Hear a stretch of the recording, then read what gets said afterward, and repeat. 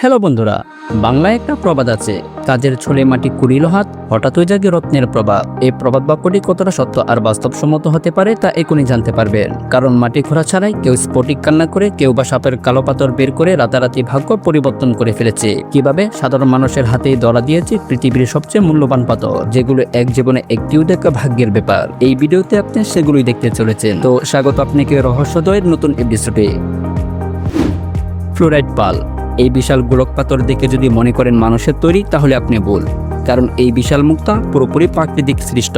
2016 সালে এটি মঙ্গোলিয়ার মাটির নিচ থেকে আবিষ্কৃত হয়। এটি উত্তোলন করতে সময় লেগেছে প্রায় 3 বছর। এর রং সবুজ হওয়ার কারণ হলো এটি মূলত ফ্লোরাইড খনিজ দিয়ে তৈরি। সবচেয়ে চমকপ্রদ ব্যাপার হলো অন্ধকারেও এটি নীল সবুজ আলো ছড়ায়। এই পাথর এতটাই মূল্যবান যে চীনের ইতিহাসে পাওয়া যে কোনো হীরা বা সোনার টুকরার চেয়েও এর মূল্য অনেক বেশি। এখন পর্যন্ত এটির নির্দিষ্ট মূল্য জানা যায়নি, তবে বিশেষজ্ঞরা মনে করেন এটি নিলামে তুললে এর দাম $150 মিলিয়ন ছাড়িয়ে যেতে পারে। বর্তমানে এটি চীনের বিভিন্ন জাদুঘরে প্রদর্শিত হচ্ছে।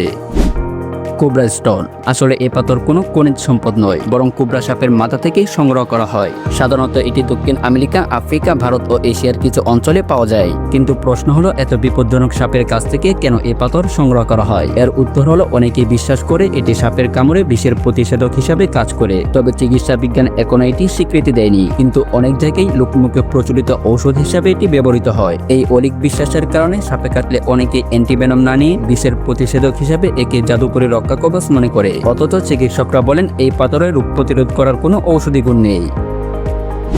Diamond tears. সাধারণত আমরা পাথর পেয়ে থাকি পাহাড়ে, খনিতে কিংবা অরণ্যের গভীরে। কিন্তু 1996 সালের অক্টোবর মাসে এমন এক ঘটনা ঘটে যা গোটা বিশ্বকে হতবাক করে দিয়েছিল। লেবাননের বৈরুত শহরে 12 বছর বয়সী এক মেয়ে হাসানা মাসালমানি দাবি করে সে চোখ দিয়ে পানি নয় বরং কাচের মতো ধারালো স্ফটিক বের করছে। দিনে প্রায় 8টি স্ফটিক পাথর তার চোখ থেকে বের হয়। অবাক করার ব্যাপার হলো এতে কোনো চোখের ক্ষতি হতো না। তার ডাক্তার আহমেদ আরজি প্রথমে ভাবেন চোখে হয়তো কাচ ঢুকেছে, কিন্তু বারবার স্ফটিক তৈরি হওয়ায় তিনিও চমকে যান। হাসানার পরিবার এটিকে সৃষ্টিকর্তার অলৌকিকতা মনে করেন। আমেরিকান বিশেষজ্ঞরাও হাসানাকে পর্যবেক্ষণ করেন, কিন্তু এর কোনো বৈজ্ঞানিক ব্যাখ্যা বের করতে পারেনি। 2 দশক পেরিয়ে গেল, আজও এই রহস্যের কোনো সমাধান নেই। বাহিয়া এমেরাল্ড। 2001 সালে ব্রাজিলের বাহিয়া প্রদেশের এক খনিতে খুঁজে পাওয়া যায় এই বিশাল পান্নাকন্ড। এর ওজন ছিল প্রায় 341 কেজি। তবে আশ্চর্যের ব্যাপার হলো এটি অনেকগুলো পান্নার টুকরো মেলে প্রাকৃতিকভাবে তৈরি হয়েছে। এর সম্ভাব্য মূল্য কেউ বলে $100 মিলিয়ন, আবার কেউ দাবি করে 400 মিলিয়নেরও বেশি। কিন্তু অনেকেই বলেন এই পাথর অভিশপ্ত, কারণ যার হাতেই এটি গিয়েছে সে জড়িয়ে পড়েছে আর্থিক সংকটে, আদালতের মামলায়, এমনকি দেউলিয়া হতে হয়েছে। যেন প্রকৃতির ভিতরেই লুকিয়ে আছে এক অদ্ভুত শক্তি, কিন্তু এর আসল মালিক আজও অজানা। Hand of faith. কেভিন হেলি নামের এই ব্যক্তি তার মেটাল ডিটেক্টর নিয়ে সমুদ্রের পাড়ে ঘুরছিলেন, কিন্তু হঠাৎ তিনি খুঁজে পান বিশাল সোনাকুণ্ড, যার ওজন 61 পাউন্ড। পরবর্তীতে তিনি এটি বিক্রি করেন $5 মিলিয়ন। এত কিছু দেখে ভাবছেন এসব শুধু ভাগ্যবানদের জন্যই? না, হয়তো একদিন আপনার ভাগ্যেও জুটে যেতে পারে এমন কোনো রহস্যময় রত্ন।